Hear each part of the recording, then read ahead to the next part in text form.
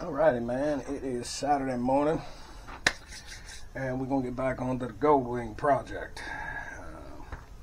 Still got some shit on the list that we gotta cross off, and if you're following this series you'll know that we're in the middle of basically just a general overall maintenance project on this Goldwing. Air filters, spark plugs, change the oil, flush the coolant, install new cam belts, change the oil in the rear differential, and install front brake pads. Well, we got into it and we found what I thought we were going to find, which was a bad cam belt tensioner. Well, no worries, man. New ones are actually on the way, and we'll get to that in a minute. But I figured this morning, instead of sitting around and doing nothing, we had a nice leisurely breakfast, got some fresh coffee. We're going to cross off the list what all we can cross off the list. And this is all part of doing projects like this. Keep moving forward on your project and it'll get done. A lot of people will take on a project and get into it and find out crap, and then it'll sit there and it'll never get done, and after the longest period of time, well shit, I forgot what I was doing, right? So here's our list of shit to do. We are going to get this. I can technically cross this off because coolant's flushed. Just can't put fresh coolant until it's put together. But we're going to take care of this today, and we're going to take care of this today. I'll probably do it in 2 separate videos for you all to watch. But first things first, we've got fan mail. Huh? Haters are crying. We've got fan mail here. Let's open the fan mail.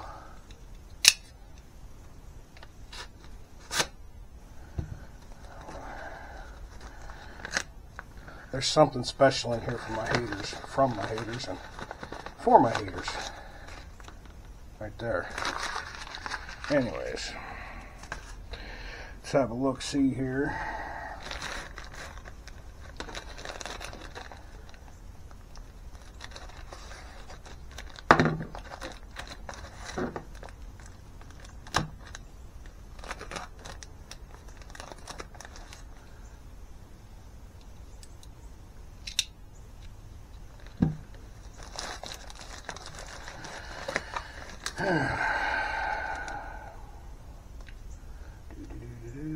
Front brake pads, 88 to 1990, GL 1500 Goldwing. Alright, they're definitely, according to that, they're the right ones.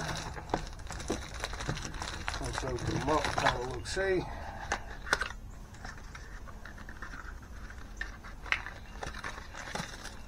Yep, they're definitely the right ones. A slightly different caliper on the front of the 1500 versus the 1200.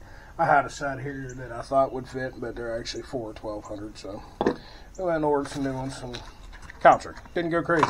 This is a daily driver bike. This is a beater bike. We're not riding it across country.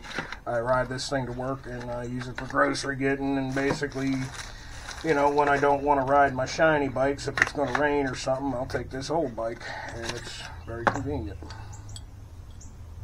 Okay, good deal. It's the right stuff, so let's go on ahead and get set up, and we'll start tearing that now. It's a pretty simple job. There's just a few things different on the Goldwing versus front brakes on just about 99% of your Japanese motorcycles. There are a few small differences. Not insignificant, just small. So let's get you set up where you can see what the hell I'm doing, and let's show you what's up. Alright, first things first, in true 1980s and 90s Japanese bike style, we have a useless cover that doesn't need to be there. But whatever, I guess they thought it made it look prettier. And we have this cover, which kind of does need to be here. Keeps everything out of the weather. So you're going to need a 10mm right here, and you're going to need down here there are two 8mm. So, pretty self-explanatory. Go ahead and pop that cover off. We'll get that off. We'll show you the caliper and how to get that apart. So the next thing you're going to deal with is you're going to take the caliper bracket off. Reasoning being is you got a bolt here that goes in through the back side, and you got this little rubber grommet that basically just pushes through, so it's easier just to take this whole bracket off. It's a pretty interesting system. If you're looking right here, you're looking at a valve at the bottom of the fork. And what this is, this whole system moves just a little bit. You get on your brakes real hard, rocks this here bracket backwards, which opens, or excuse me, closes a valve in the forks, shutting off the oil flow. It's kind of like an anti-dive thing. It's simple, genius system. The Honda does some funky, fucked up shit that makes things a pain in the ass to work with, excuse me. But this right here was a pretty simple, genius system. I dig it. They have something similar on the GL 1200 as well. But anyways, to tear this bracket off, you are going to need a, what do we got? 5mm hex key for the bottom, and I think it's, yep, it's a 6mm for the top. I like this type as opposed to an Allen key just because it's faster. So you get the general idea. Did you see that hole? Let me tighten it back down. Hopefully you can see this on camera, but no. Crank it good and tight, you'll see it. Watch right here. Did you see that? This is where this moves in and out, and that's what actuates that valve. Pretty cool system. Let's get them both loosened up here. Alright. I'm going to go ahead and tear this apart, and any idea of keeping the video short, we're going to tear this apart, and then I'll show you what it looks like once it apart. It's pretty freaking simple. Take these two bolts off. Your caliper should slide right off. Sometimes your brakes are going to pinch a little tight. Any caliper, or excuse me, any rotor that's been used for any period of time is going to have a ridge on it. It just is what it is. So sometimes you may need to take a rubber mallet or a what we call a dead blow or a shot-filled mallet and just tap on it ever so slightly, and she'll pop right off. So let's go ahead and get that apart, and we'll show you the next step. Alright, I'm going to give you a pro tip. Take it from somebody who has done this hundreds and hundreds of times. Look, before you take this off to get the caliper in your hand, there's two plugs right here. Okay, all they are is like a grub screw plug. Go on ahead and take these out first. And then behind that, see, okay, behind that should be a 5mm hex key. I'm going to go ahead and just pre-loosen, you know, crack them loose. Reason for this being, sometimes these things get gaulded up like a mother. And when you put them back together, I highly, highly, highly recommend you put a little bit of silver anti-seize on these plugs and on these pins. So we'll show you what they're for once the caliper's off in my hand. I just felt like I needed to throw this little tidbit in to make your life easier, because there are times where, you know, you've just seen me get it loose with a screwdriver. You know, but there are times these buggers will get gaulded in to the point where you're literally going to have to use an impact driver. Now, this is way overkill for this job, but it was the closest one at hand to show you. And the idea is you would put, hopefully you can see this, you would line her up like such and then crack the back of this thing with a hammer, and crack, she'll get her loose. Didn't have to this time, but I have had to many times in the past. So you're going to want to get all this crap pre-loosened before you remove your caliper, and trust me, it's going to make your life 100 times easier. Alright, now that we got the caliper off, we're going to go ahead and remove our brake pads themselves. It's a pretty simple way of doing this. Now when you put this back together, I highly, highly, highly recommend, if you don't have this laying around, go buy some. You don't need a whole bunch of it. Just a little dab will do you. Just some anti-seize thread lubricant. And you're going to want to put this on the bolts here, here, and especially on these lock pins and the two caps that hold them in. The threads are right up inside here, okay? We'll go ahead and we'll pull one of them out to show you.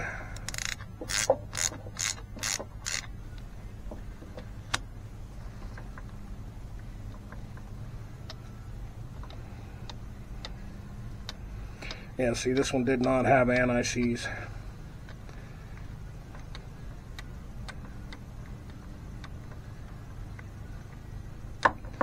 And apparently, it's been apart quite a few times. These bikes, they'll chew up brakes. They're a heavy machine.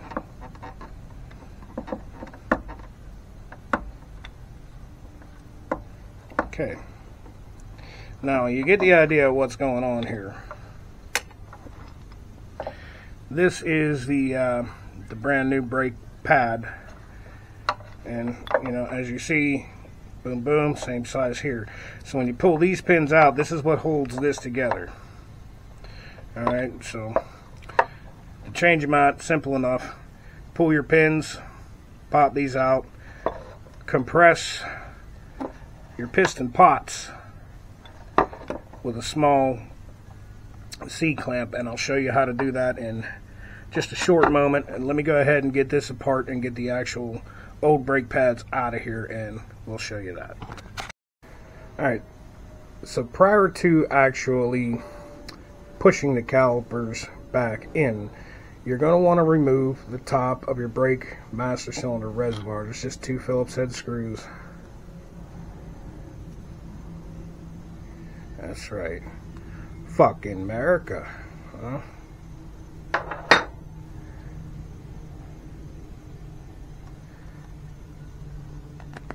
Doing this one-handed. Reason behind this is when you squeeze in on your calipers, this fluid needs someplace to go, okay? And with that sealed up, it has nowhere to go. And when you push your calipers in, they're going to pop right back out. You pull your top off here, fluid will get pushed up out of here, and your caliper will move back nice, easy, and smooth. Makes life 100 times easier. And you don't get air bubbles like if you would crack the bleeder. Okay, I'm getting ready to compress the caliper. Now when this comes apart, these little guys are going to fall out. There's 2 of them. It's going to scare the shit out of you. Simple. All it is just like a little spacer cap, and it goes right here on the outside of your pistons, okay? I'm going to use this as I press the caliper shut. You take your C-clamp like such. This is a quick adjust C-clamp. Go ahead and crank it down like such. This is very difficult to do around the camera. It's awkward as hell. Sometimes it's going to want to be a devil and push this caliper piston out while you're pushing this one in. If that happens, you can make life pretty easy on yourself and grab a second C-clamp if you have one handy. I just happened to. Alright, now as far as pushing back in, it's just like a car, except it's a twin piston caliper. So what's going to want to happen, you push one piston in, the other piston comes out. Now when you take this apart, these are going to fall out. It'll scare the shit out of you. All it is like a little spacer, and it goes in this little cup on the piston. So what you want to do, put that in place, take your other C-clamp and such, hit your camera with it so that it screws up the shot. Oh, and go in, tighten up your C-clamp, which will push your caliper back.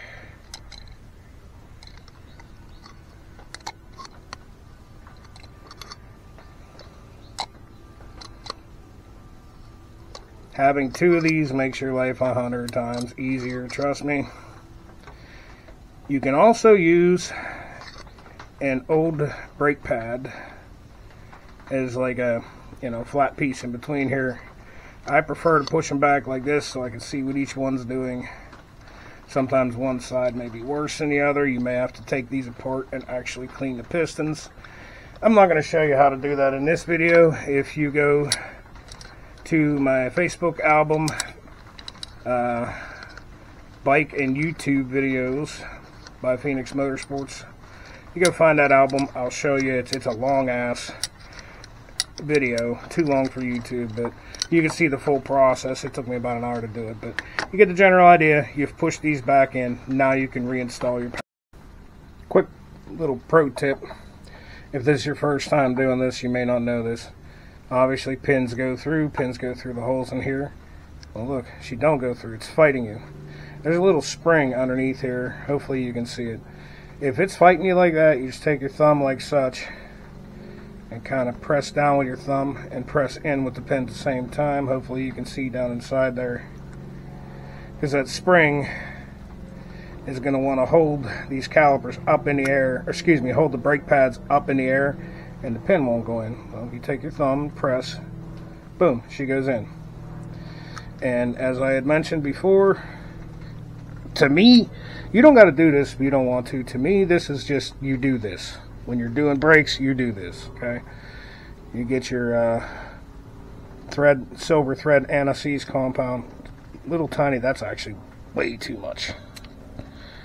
Little tiny dab over like that. And get it on your threads before you wind them in. Because it's just, trust me, it's going to make your life way easier the next time you put brakes on your machine, because now they're going to come right out. That little bit of extra is in there, and when you put your caps in over top of these pins, they're going to come right out next time. The only thing it's a bitch, you get this on your hands, you're going to be wearing it, you look like a goddamn Tin Man, but hey, it's going to make your life easier in the long run. Trust me on that, people. Trust me on that. Alright, so now that you got your new pads installed inside the caliper, it would be a bugger for me to get it on camera, but the spring that I mentioned in the bottom of here where you push down, this side of the spring has a little pocket that actually holds this brake caliper like such. It makes it 100 times easier to put it in. So like I said, when you push down, you can feel it, and you work it into that pocket. Go ahead and put your caliper back on, and cool thing about that little pocket, you know, like I said, it holds these wide open, they're not flapping around. Since you pushed your pistons back all the way, your caliper should slide right back in place. But you may need a little persuasion, but now your bottom bolt, I had mentioned this earlier, you don't need much. Little tiny dot of anti-seize like that. That way the next time you install brakes on your machine, things go a lot smoother for you. Oh, what are we doing here? It's such a bugger to try to work around the camera. It's right in front of me.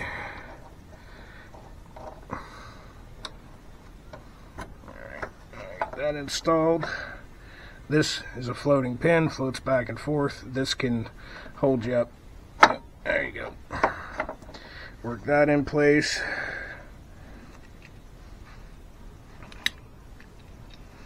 And the same with your top bolt. You don't go crazy with this stuff. You just need a touch of it like that. That's more than enough to do the job. And trust me, this is going to make your life so much easier. And even if you don't own the bike anymore, the next fellow who works on it is going to be singing your praises, because she'll come right back apart. Okay. And it's that simple. Tighten everything up, put it all back together. Put your little caps back in over top of your caliper pins, like such. They're not important, but they are. It's going to protect these threads, and it's going to keep them from getting filled up with gorp and brake dust and road dirt. And look, there's anti-seize in it already. Snug, just a couple fingers. tight. That's it. No more than that. Don't go crazy on them, because the next guy that has to take it apart is going to be calling you every name in the book, because I reiterate, these sons of bitches sometimes get stuck in here, and they are an absolute mother to get back apart. An absolute mother. Alright, tighten everything up and you're done. You're going to wash, rinse, and repeat for the other side. There is one slight difference on the other side. As I had mentioned, the clutch hand, the left-hand side of the bike, is worked and actuated not by the front brake lever, but by the rear brake pedal. Can I zoom in on it, or do I have to get up for this? No. You see back there with the orange cap? That's your rear brake reservoir. So when you do the other side, when you go to push your caliper pistons back in, that right there, orange cap, is what you're going to have to take off. Okay? Simple as it gets. There's just a few things that I added in here. It's not only going to make your life easier, but the next guy who works on your bike or whatever, make their life easier. Anti-seize on every bolt. Take your time. Don't get frustrated. And if you're doing something like this and you got a problem, like I said, I'll throw my Facebook out there. God, I'm sweating. It's hot in here. I'll throw my Facebook out there. Reach out to me, dude. I'll talk you through anything. If I got to, we can do a video chat on Facebook Messenger. I'll walk you through it that way. Thanks for watching. Next up will be the oil change video. Alright, so as I had mentioned before, when you squeeze the actual brake lever, you're working this caliper on the right side. When you hit the rear brake pedal, you're working the caliper on the other side. So, right there's your brake reservoir. First thing you do is pop that cap off. And I wanted to show y'all something interesting here. I had mentioned it earlier in the video, how on this side, your brakes will definitely be more worn because they're getting used every time you touch the rear brake pedal. So right there, there's your brake pads.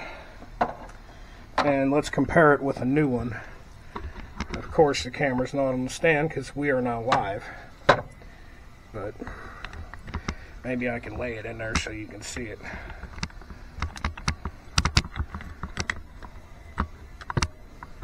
There you go. Look at the thickness difference. So on the clutch hand side of the motorcycle, your brakes are always going to be a little more worn. So you tear this apart to inspect your brakes, check the clutch hand side first. They're almost always going to be worn out more than the right front brake hand side. So, little tip, little something to think about.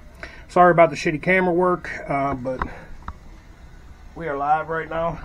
I got one camera stand, so that's, you get what you get. Okay, hopefully I'm teaching y'all something. Alright, and moving on with a list of things to do here with the Goldwing, we're going to do an oil change, and I'm not sure if this is going to make it into the front brake pad video or not. It all depends on the length. So, here's what you're going to need to change the oil on your GL 1500 Goldwing. Filter wrench. I have two different types here. If you ain't close to an auto parts store to get an actual filter wrench, you can pick one of these up really cheap at any hardware store. It's a strap wrench for plumbing, and trust me, it works. You're going to need an oil filter, and I'll tell you what, I'm going to make your life real easy right now. Before you go to the parts store and act like a dum-dum and ask a million questions, just hit pause right here. I already did the work for you. Alright, so as far as to convert it over to wicks, this is the wicks filter you need. Why did I choose wicks? Fucking cheapest one on the shelf. It's more important to change your oil every 3,000 miles than to use the best and brightest. We got some 10W40 oil. That's what the bike calls for. Why do we use this? Because it's dyno juice. You don't want any high detergentive oil bullshit. High detergent, excuse me. Some folks will tell you to run synthetic. I'm going to tell you no. When this engine and whatnot was designed, there wasn't synthetic oil. There was. People didn't use it. You don't need it. If you feel like you have to use it, by all means, go ahead and use it. Regular good old dyno juice is going to be better for your clutch in the long run. That's all you need right here. Just make sure you change it when it needs changed. So let's get on to what you got to do. Okay. Oh, good God. I have to lay on the floor to do this. There's your oil cap. You got to loosen her up to vent the system so that the oil can flow out of it. So let's go ahead and pull this off.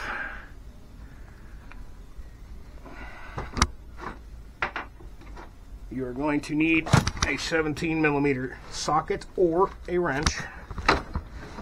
And if you look at where your cap is, right here, go directly underneath. And hopefully there's enough light. You'll see your drain plug right there. It's a 17mm. Alright, you're also going to need a pan. It's pretty important that you clean your pan out so that you can see if there's any chunks and debris and metal flake. So let's go ahead and get the oil dropped, and I'll catch up with you in a second. Okay, the oil's draining. Now, on your oil plug, you have an aluminum crush washer. According to Honda's manual, you should change this crush washer every oil change. I'm here to tell you that I have been doing this since 1996. I have reused these things hundreds, if not thousands of times. Usually you can reuse them. If you want to be prim and proper, order you a new crush washer. Me, I'm going to reuse this one, and if it leaks, well, I guess I have to buy more oil, drop the oil, and put a new crush washer in, but I'm almost going to guarantee you that you can reuse it. I've already reused it once. Okay, oil's dropped. Change the filter. Now here's the wrench you're going to want to use on this. They are sometimes a bugger. See, I'm not even really putting much pressure. It's slipping, but it'll come off with this wrench. If you don't have one of these, you can pick up one of these universal plumbing strap wrenches. And believe it or not, they work pretty well. The idea with this is you slide it over with this little foot piece here in a direction. See, loose would be this way, so this foot piece here would go on the direction you're loosening. You pull the strap tight, you go like that, she'll grip on her.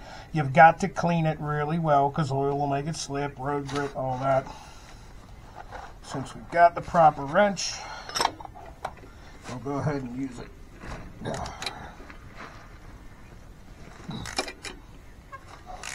Just get it started. And since I put this oil filter on, the oil filter comes off without too much of a fight. I'm going to go ahead and get it started like that, and then get your pan underneath. I move the pan out of the way so that I don't hit it with my wrench.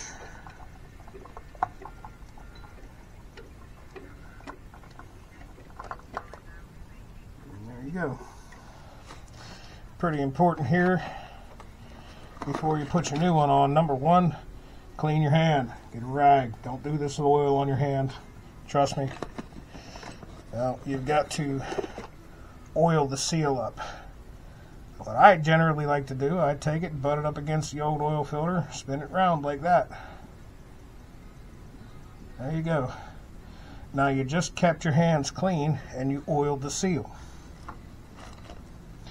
Oh, this is a bugger. See, the camera is in the way, and I'm doing this by feel, so excuse me. Spin your new filter down.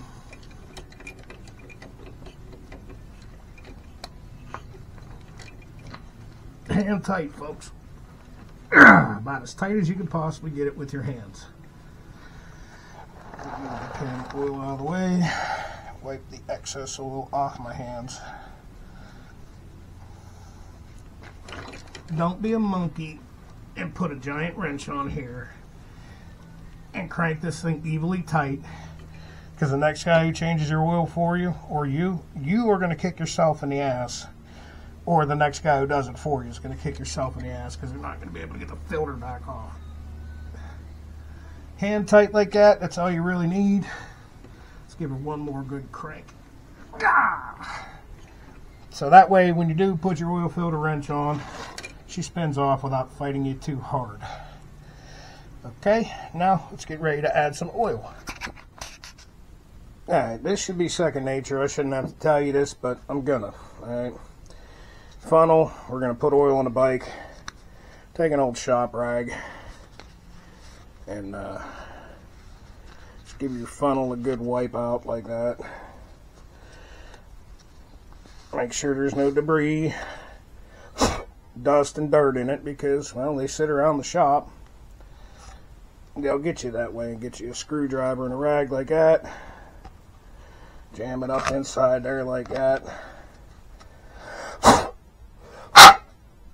Make sure your funnel is good and clean. Alright, that's done. Now, I already mentioned, you ain't got to go crazy with oil. I mean, you want to go buy the synthetic expensive bullshit, you go right ahead. This thing doesn't need it. Any old 1040 that is non-hide detergent will do the job just fine. If you're going to run it in some really hot conditions, hot climate, you might want to run 1050. You can run 1030 in the winter if you're going to ride in like sub-freezing temperatures below 32 degrees. It's not necessary. 1040 will carry you year round. Put your funnel in.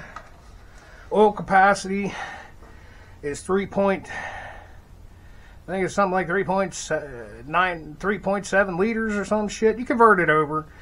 If you didn't fill the oil filter, which if you look at it, the oil filter is at 90 degrees like this. You can't fill it and put it on. So the conversion is 3.91 quarts. So almost 4 quarts with an empty filter. Cheapest way to do this is to go on ahead and buy the 5-quart bottle. And you got a little extra if you need to add it, which if I went around through every bottle I had, I probably had enough oil to change it in this bike with just a little bits, but it is what it is. So simple as it gets. Add your fresh dyno juice. It's not going to take this whole bottle, but she'll take right around 4 quarts to fill. She'll take most of this bottle. I do not use any additives.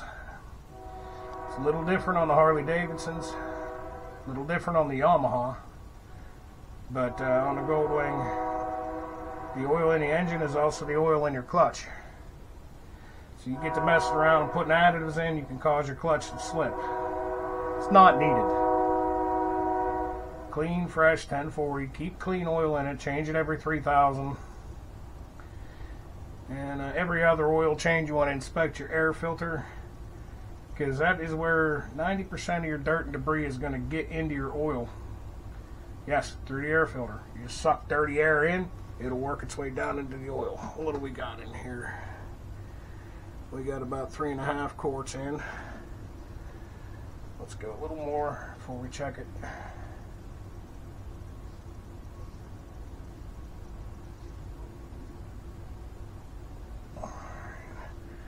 Set this on the shelf behind me.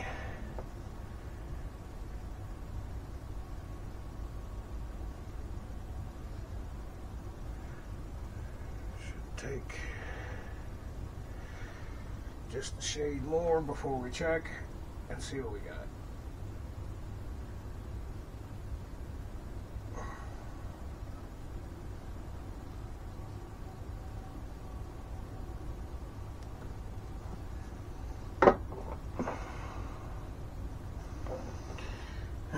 Be enough to check it.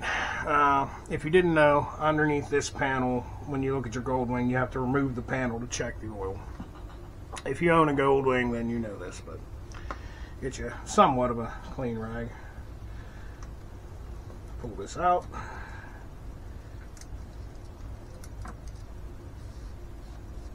Wipe your stick down. What I'm looking for right now is I want to see it close to the full mark. I'm really not that worried. I want to see oil on the stick. So I'm not going to start this engine until I have the cam belt tensioner in and the cam belts are changed. We're just doing this to get ahead of the game because it means done. Pull your stick out, keep it pointed down. That way the oil will not run up. And if you look there, it's a little hard to see, but she's full. That's going to go down just a tick when you start the engine because it's going to fill the filter up.